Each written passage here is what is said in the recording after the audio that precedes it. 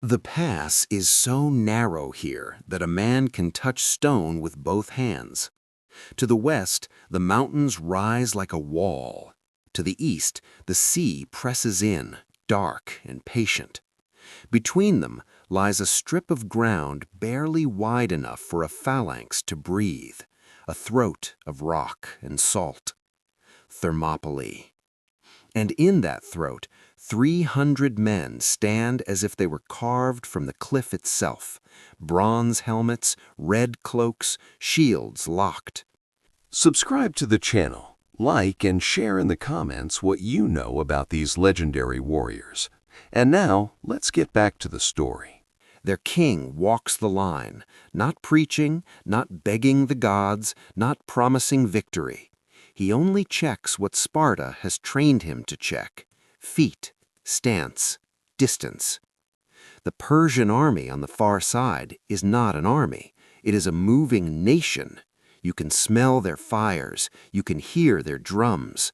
There are so many voices that the air becomes a living thing. Someone behind Leonidas whispers, almost a joke, almost a prayer. Will they blot out the sun with arrows?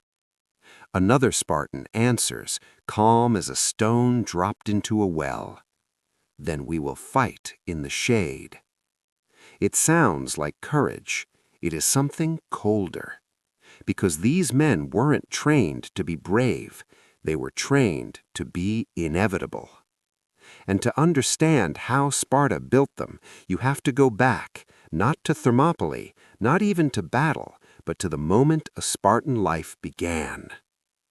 The first judgment, birth, inspection, and a city that owned you.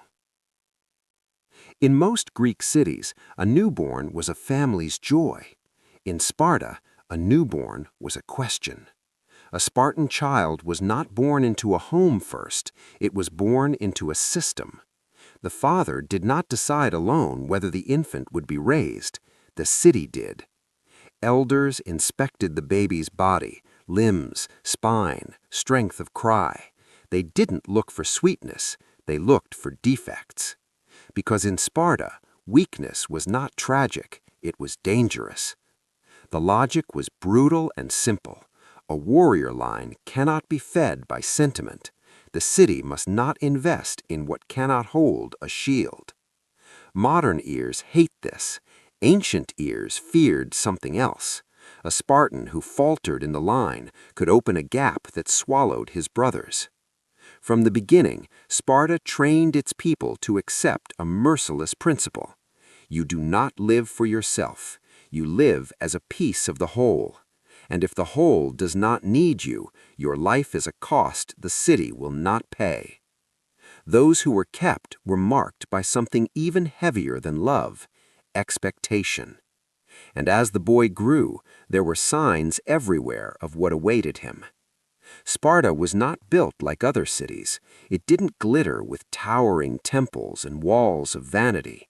Sparta was a camp that happened to have houses. Its pride was not beauty, its pride was control. The women were stronger than most Greek women, trained for health and endurance, because Sparta understood a truth other cities ignored. The first forge of soldiers is the mother's body. Spartan mothers were expected to produce robust children and to raise them without softness. Songs, stories, even jokes reinforced the same belief: the city is the family. And then, when the boy reached 7 years old, Sparta came to collect what it believed belonged to it all along. The theft called the agoge, recruitment at 7. At 7, a Spartan boy was taken from his mother, not asked, taken. This wasn't a school, it was the agoge, the city's state-run system for producing citizens and soldiers. It recruited children the way an army recruits meat, early before the mind can refuse. The first lesson was separation. A boy who clung too long to home was a boy who might cling to life when the line demanded he hold. They shaved their heads, they removed comfort. They grouped boys into packs, herds really, under older youths and appointed leaders.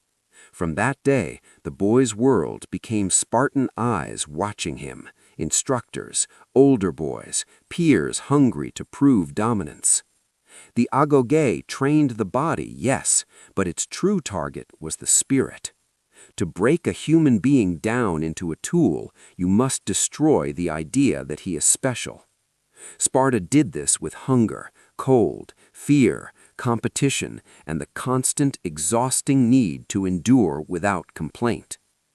Hunger as a weapon. Spartan boys were deliberately underfed, not to save food, Sparta could afford food, but to weaponize hunger. A hungry boy becomes quick, sneaky, creative, ruthless. The boys were encouraged to steal food, tools, anything. But there was a rule that made the lesson sharp. If you stole and were caught, you were punished. Not for stealing, for being caught. This is one of Sparta's darkest genius strokes. It taught that moral purity was secondary. What mattered was effectiveness. If you needed something, you took it. If you were caught, you failed. And failure had consequences measured in pain.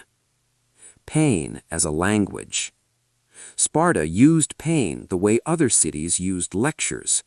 Boys were whipped for disobedience, beaten by older youths, forced into fights, sometimes punished simply to test whether they would cry.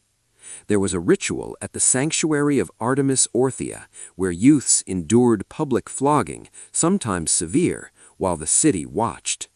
The point wasn't entertainment alone. The point was psychological. Pain is not private. Pain is not special. Pain is expected. A Spartan child learned early, your suffering will not change the rules. Your tears will not bring rescue. Endure. Cold, barefoot, and the lesson of the ground. The boys wore minimal clothing, often one cloak for a year, no shoes, no blankets. Feet hardened, skin thickened, bodies adapted. This wasn't masochism, it was preparation. An army marches in rain, sleeps on dirt, bleeds in winter. Sparta made sure their boys knew the earth intimately, its stones, its thorns, its hunger. The quiet curse, encouraging cruelty. When children grow inside a system that rewards dominance, cruelty becomes currency. In the agoge, bullying wasn't an accident. It was part of the sorting process. Weak boys were pressured, humiliated, isolated. Some broke. Some learned to become predators. Some learned to hide their feelings so perfectly they became unreadable. Sparta wasn't aiming for kindness. It was aiming for men who could look at a dying friend and keep the line. But Sparta's most chilling training tool was still ahead, the thing that turned disciplined boys into something closer to a weapon with a heartbeat. The night hunters, crypteia, and the education of fear. There was a secret inside Sparta's perfection, a shadow program for selected youths called the crypteia. Ancient sources describe it as a kind of rite and sometimes a kind of terror patrol. Young men were sent out with minimal supplies, living off the land, moving at night, hiding by day. They were taught stealth, endurance, and a terrifying kind of initiative. And then there was the helot question. Sparta's economy depended on helots, a subjugated population forced to work the land. Helots outnumbered Spartans. The city lived with a permanent fear, uprising. So Sparta built an internal war. Accounts suggest the crypteia targeted helots, especially strong or influential ones, to keep fear alive. Whether every detail is exactly as later writers described, the logic is unmistakably Spartan. Control through terror, stability through intimidation. This is the part of Sparta that legends often soften because it poisons the heroic image. But you can't understand Spartan tactics without understanding Spartan psychology. Sparta was a city that trained its warriors to accept killing, not as a last resort, but as a tool. And that tool was not reserved for foreign enemies. It was used to shape their own society. Brotherhood by bread, the Syssitia, and the death of private life.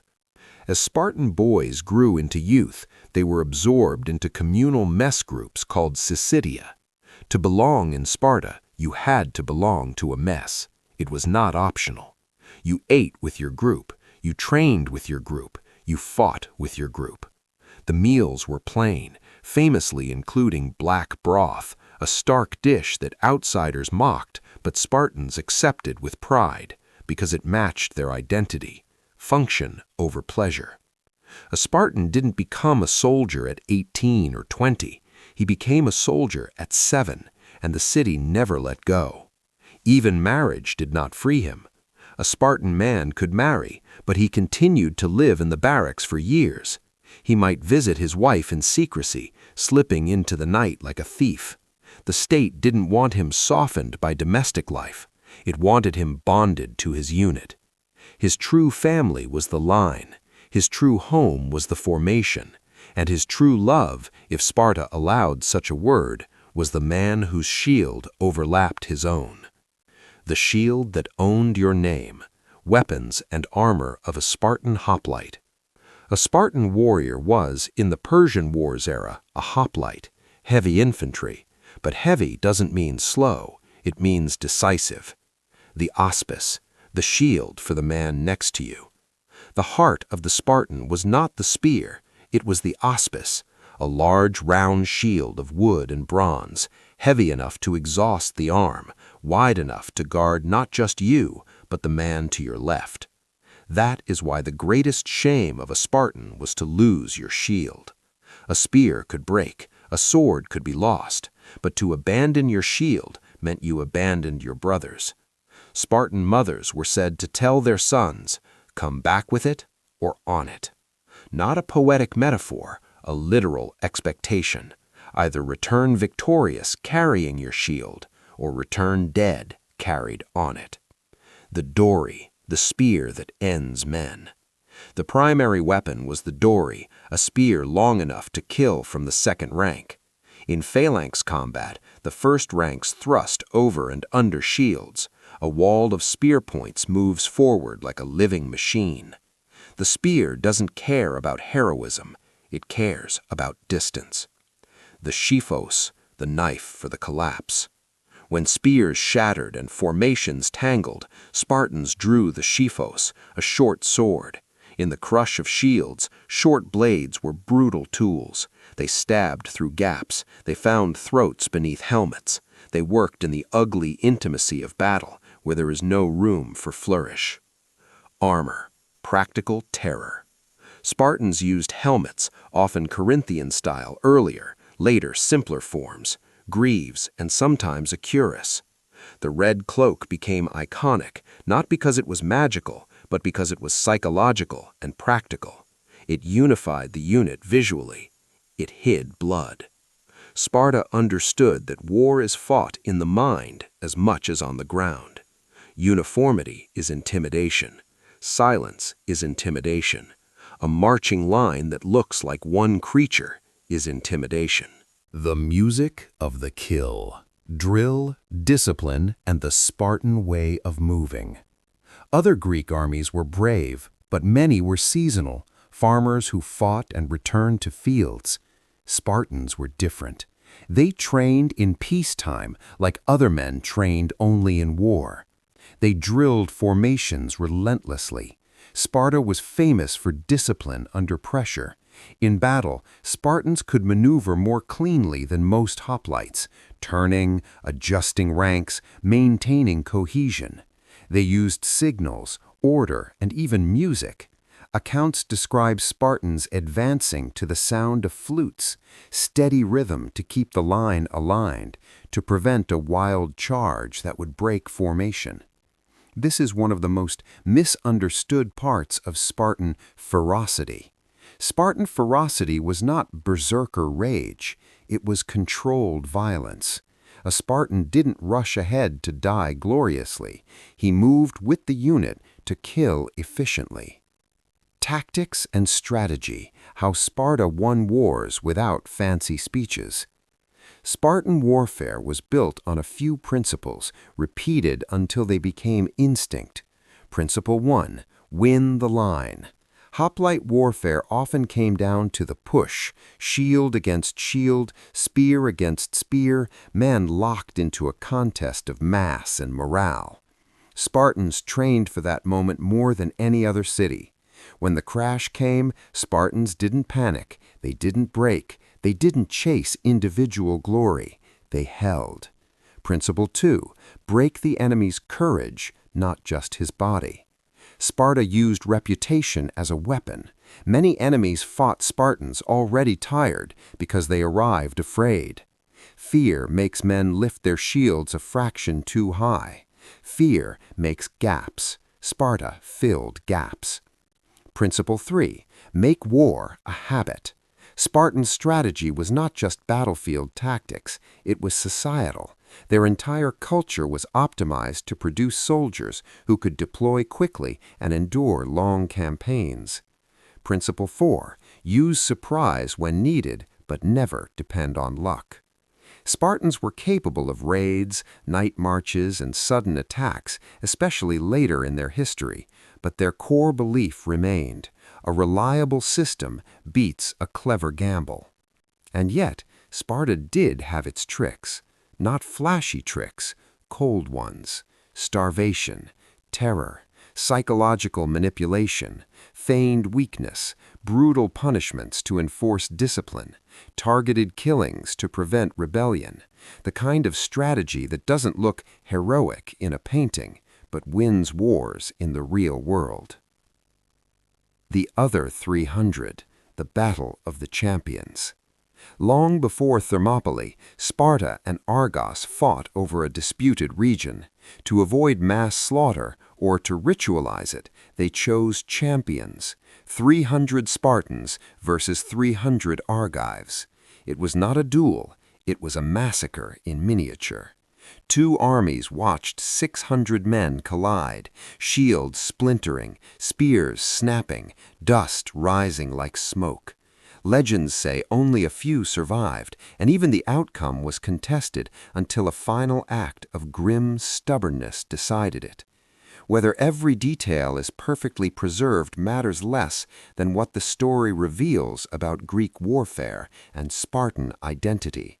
Spartan's reputation was built not only on large battles, but on these concentrated demonstrations of endurance and refusal to yield.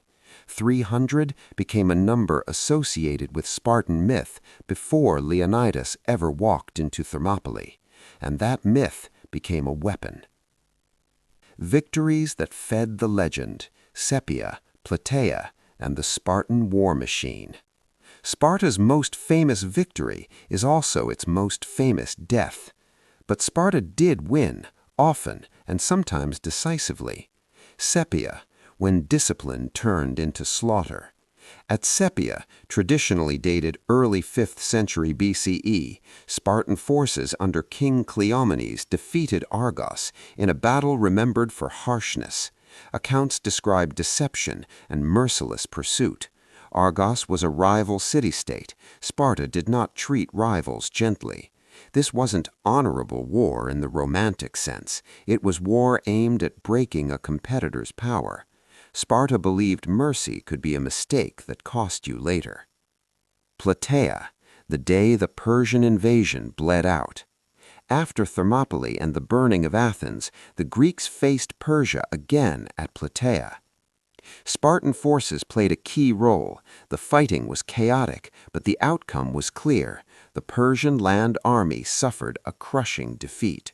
Plataea mattered because it showed what Greece could do when it held together. It also showed something else. Sparta's strength wasn't only heroic sacrifice, it was organized killing. Mycale and the wider war. The Persian wars weren't one battle, they were a series of collisions. Greek victories at sea and land compounded. Spartan leadership appeared in key moments, and their reputation grew.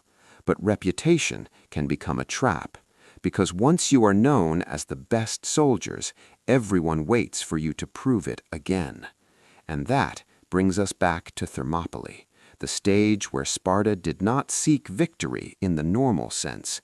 It sought something more dangerous.